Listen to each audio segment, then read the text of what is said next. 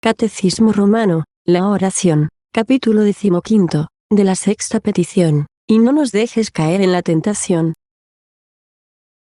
No hay duda alguna que los hijos de Dios, después de conseguido el perdón de sus pecados, cuando encendidos en deseos grandes de dar a Dios veneración y culto, suspiran por el reino celestial, y tributando a la majestad divina todos los oficios de piedad, en todo están pendientes de su voluntad y paternal providencia, entonces señaladamente es, cuando el enemigo del linaje humano inventa nuevos ardides, y arma contra ellos toda la batería para hacerles tan cruda guerra que es muy de temer que retratando y dejando los buenos propósitos, tornen de nuevo a caer en los vicios, y salgan mucho peores de lo que fueron antes. Pudiendo con razón decirse de ellos aquello del príncipe de los apóstoles, mejor les fuera no conocer el camino de la justicia, que después de conocerle, volverse atrás de aquel santo mandamiento que les fue dado. Por esto ordenó Cristo Señor nuestro esta petición, para que cada día nos encomendemos a su majestad, e imploremos su paternal cuidado y defensa, estando muy ciertos de que si somos desamparados de su protección divina,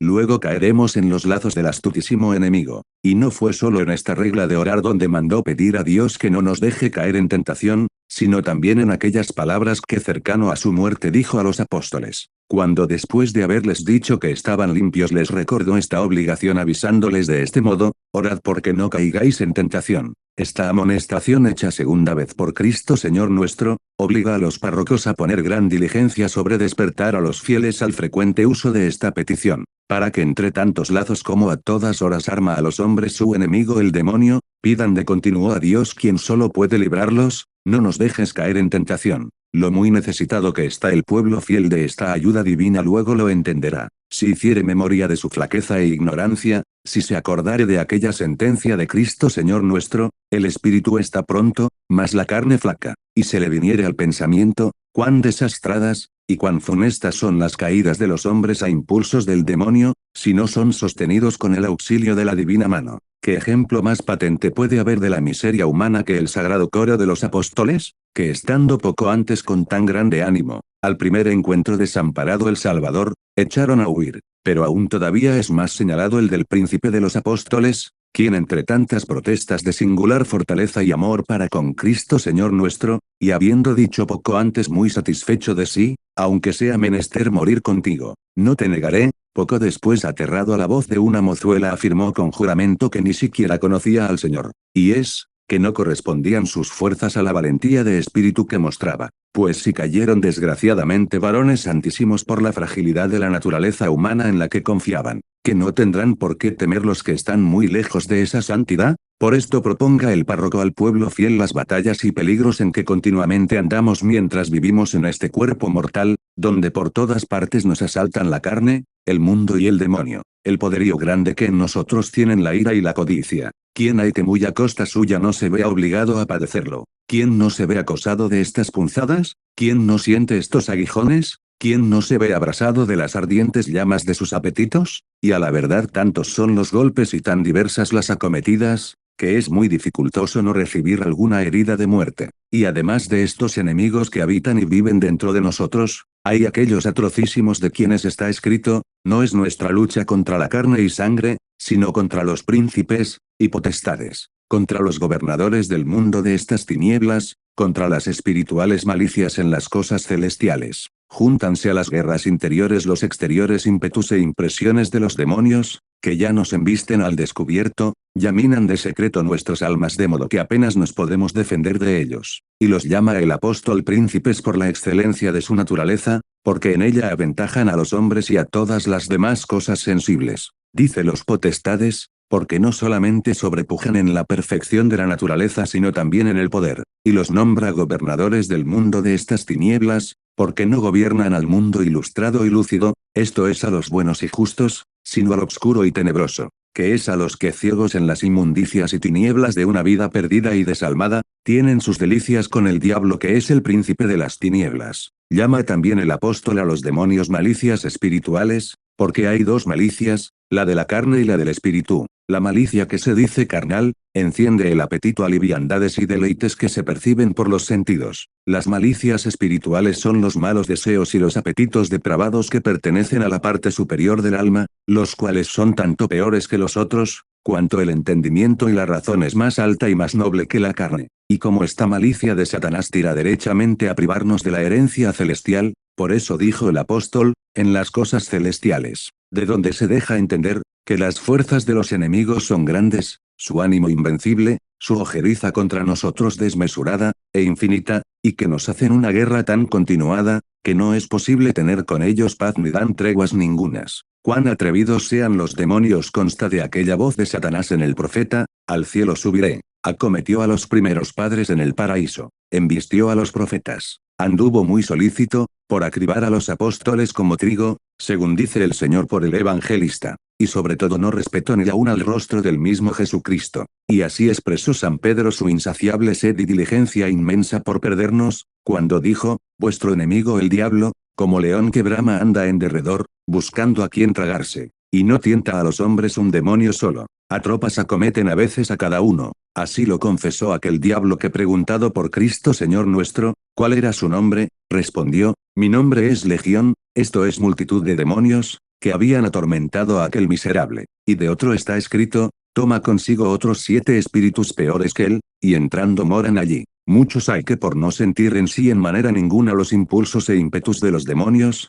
piensan que todo esto es falso, pero no es de extrañar que no les haga guerra el diablo, cuando ellos mismos de su voluntad se entregaron a él. No hay en los tales piedad, no hay caridad, ni virtud digna de un cristiano. De aquí es que como están enteramente en poder del diablo, no necesita de tentaciones para derribarlos, pues está aposentado en sus almas con mucho gusto de ellos mismos. Pero los que del todo se dedican a Dios haciendo en la tierra vida celestial, estos señaladamente son el blanco de todos los tiros de Satanás, contra estos son sus rabias, y a estos arma asechanzas a cada momento. Llena está la historia de las letras divinas de ejemplares de varones santos a quienes pervirtió, o a fuerza o a traición, aun estando ellos muy alerta. Adán, David, Salomón, y otros que sería largo de contar, experimentaron los furiosos ímpetus de los demonios y su astucia sagaz, a la cual no se puede resistir por consejo ni fuerzas humanas. ¿Quién pues fiado en sí se tendrá por seguro? Y así debemos pedir a Dios piadosa y castamente,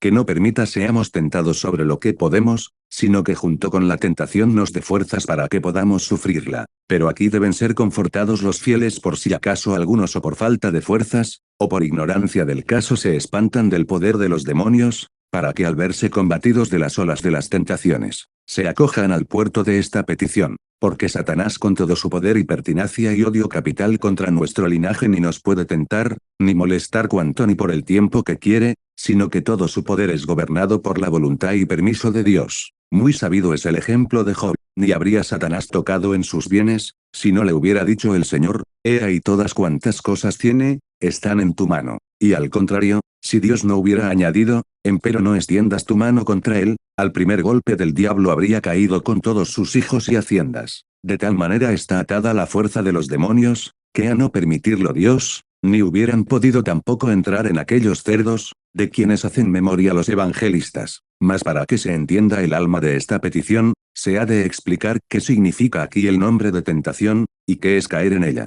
Tentar no es otra cosa que probar a aquel a quien se tienta, para averiguar la verdad sacando de él aquello que deseamos. Este modo de tentar no se puede hallar en Dios, porque, ¿qué cosa ignora su majestad? Todas las cosas, dice, están desnudas y descubiertas ante sus ojos. Hay otro modo de tentar y es, cuando prosiguiendo más adelante, se suele preguntar alguna cosa o por bien o por mal. Por bien, como cuando se prueba la virtud de uno, para que siendo descubierta y conocida, él sea premiado y engrandecido y su virtud propuesta por modelo, para que la imiten los demás, y en fin para que por esto se exciten todos a alabar a Dios. Solo este modo de tentar es, el que puede hallarse en Dios. Y de esta tentación tenemos ejemplo en el Deuteronomio, donde se dice, tientaos vuestro Dios y Señor, para que se descubra, si le amáis o no. De esta suerte se dice también que tienta el Señor a sus siervos, cuando los apremia con pobreza, enfermedades y otros géneros de aflicciones, lo que hace, así para acrisolar su paciencia,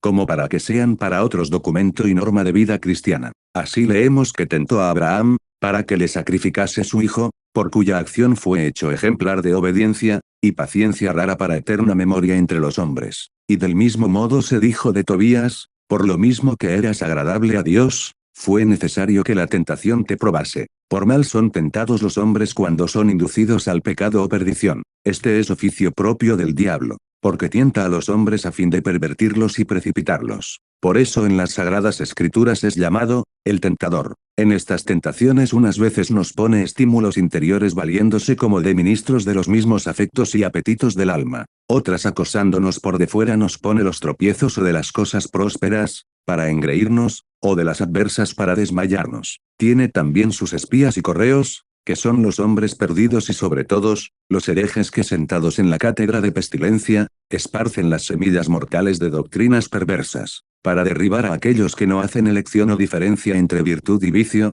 y que siendo hombres por sí inclinados al mal, andan vacilando y amenazando ruina. Dícese que caemos en la tentación, cuando nos damos por vencidos de ella. Pero esto puede ser de dos modos. 1, cuando removidos de nuestro estado caemos en aquel mal, a que alguno nos empujó tentándonos. En este sentido ninguno es inducido a la tentación por Dios, porque el Señor no puede ser causa del pecado, antes aborrece a todos los que obran mal. Y Santiago dice, ninguno, cuando es tentado, diga que es tentado por Dios, porque Dios no es tentador de males. Demás de esto se dice que nos deja caer en tentación aquel, que aunque no nos tiente, ni haga cosa alguna para que seamos tentados, sin embargo se dice que tienta, porque pudiendo prohibir o que nos venga o que nos venza la tentación, no lo impide. De este modo es cierto que permite Dios sean tentados los buenos y justos, mas no los desampara, sino que los sostiene con su gracia. Aunque también es cierto que algunas veces por justos y ocultos juicios de Dios, y pidiéndolo así nuestros pecados, caemos dejados a nuestras propias fuerzas. Dícese también, que Dios nos deja caer en tentación, cuando abusamos para nuestra ruina de los beneficios que nos concedió para nuestra salud, y como el Hijo pródigo, desperdiciamos la hacienda del Padre viviendo perdidamente y satisfaciendo a nuestros antojos. Por lo que podemos decir lo que el apóstol dijo de la ley, se halló que el mandamiento, que fue dado para la vida, fuese para la muerte. Ejemplo muy del caso para el punto nos da Ezequiel en la ciudad de Jerusalén, a la que Dios había enriquecido con toda suerte de atavíos y adornos tanto que dijo por boca de este profeta, perfecta eras en mi hermosura, la que puse sobre ti. Con todo eso esta ciudad colmada de tantas riquezas divinas tan lejos estuvo de dar gracias a Dios, que tanto bien la había hecho y hacía, y de aprovecharse de los beneficios para conseguir la bienaventuranza, por cuya causa los había recibido, que ingratísima a su Padre Dios, desechada la esperanza y consideración de los frutos del cielo, toda se cebaba viciosa y estragadamente en la abundancia de la tierra, como muy por extenso lo declaró el profeta en el mismo capítulo, y en la misma nota de ingratos a Dios caen aquellos que permitiéndolo él, hacen materia de vicios la abundancia de bienes que su majestad les concedió para ejercicio de virtudes. Pero acerca de esto es menester observar con cuidado el modo de hablar de la escritura divina, la que a veces explica la permisión de Dios con tales palabras, que si se toman rigurosamente, dan a entender como acción positiva en su majestad, porque en el Éxodo se dice así, endureceré el corazón de Faraón, y en Isaías, ciega el corazón de este pueblo, y el apóstol escribe a los romanos, entrególos Dios a las pasiones de ignominia y al sentido reprobo. Pero en estos y otros semejantes lugares debemos entender, no que Dios hizo esto en manera ninguna, sino que lo permitió. Supuestas estas cosas es fácil entender, que es lo que pedimos en esta oración. No pedimos pues que de ningún modo seamos tentados, porque la vida de los hombres es una tentación sobre la tierra. Esto es cosa útil y provechosa al linaje humano, porque en las tentaciones nos conocemos a nosotros mismos, esto es nuestras fuerzas. Así también nos humillamos bajo la mano poderosa de Dios, y peleando varonilmente esperamos la incorruptible corona de la gloria, porque el que pelea en la lucha, no será coronado, sino peleare legítimamente. Y como dice Santiago, bienaventurado aquel que sufre la tentación, porque cuando fuere probado, recibirá la corona de la vida, que Dios ha prometido a los que le aman. Y si alguna vez nos ponen en aprieto las tentaciones de los enemigos, será de gran consuelo contemplar, que tenemos por ayudador un pontífice, que puede compadecerse de nuestras flaquezas como tentado también en todo. Pues ¿qué es lo que pedimos aquí? Que no seamos en las tentaciones desamparados del socorro de Dios, no sea que o engañados consintamos en ellas, o fatigados nos demos por vencidos, que nos acuda pronto con su divina gracia, y que nos recree, y conforte en los males, cuando desfallecieren nuestras fuerzas. Por esto debemos implorar generalmente el socorro de Dios para todas las tentaciones, y asimismo acudir a la oración cuando en particular nos vemos molestados de cada una de ellas. Así leemos que lo hacía David en casi todo género de tentaciones, porque contra la mentira oraba así: no quites de mi boca en ningún tiempo la palabra de la verdad. Contra la avaricia pedía de este modo, inclina mi corazón a tus divinas leyes, y no a la avaricia. Contra las vanidades de esta vida, y halagos de los apetitos hacía esta oración, aparta mis ojos, para que no vean la vanidad. Pedimos pues que no condescendamos con nuestros antojos, ni nos cansemos en sufrir las tentaciones, ni nos extraviemos del camino del Señor, de modo que nos mantengamos con ánimo igual, y constante así en las cosas prósperas, como en las adversas, y que no deje Dios parte en nosotros desamparada de su protección. Pedimos en fin, que postre a Satanás debajo de nuestros pies. Resta ahora que el párroco exhorte al pueblo fiel sobre aquellas cosas que señaladamente debe considerar y meditar en esta petición. En ella el mejor medio es, que contemplando cuán grande es la flaqueza de los hombres desconfiemos de nuestras propias fuerzas, y colocando toda la esperanza de nuestra salud en la benignidad de Dios. Fiados en este auxilio tengamos grande aliento aún en los mayores peligros, mayormente considerando, a cuantos fortalecidos con esta esperanza, y ánimo sacó el Señor de las mismas gargantas de Satanás. No libertó a José rodeado por todas partes de las ardientes llamas de aquella mujer furiosa, y del mayor peligro le ensalzó a la mayor gloria. No guardó salva a Susana, sitiada de diabólicos ministros, cuando ya no había cosa más inmediata, que ser ajusticiada por aquellas malvadas sentencias. Pero no hay que admirar, porque su corazón, dice la Escritura, tenía confianza en el Señor. Insigne es la alabanza y la gloria de Job, quien triunfó de la carne, del mundo y del demonio. Muchísimos ejemplos hay como estos, con los cuales deberá el párroco exhortar con cuidado al pueblo fiel a esta esperanza y confianza en el Señor. Piensen también los fieles a quien tienen por capitán en las tentaciones de los enemigos, que es Cristo Señor nuestro, quien de tal combate salió con tal victoria. Este Señor venció al demonio, este es aquel más fuerte que sobreviniendo venció al fuerte armado y le quitó las armas y despojos. De la victoria que consiguió del mundo,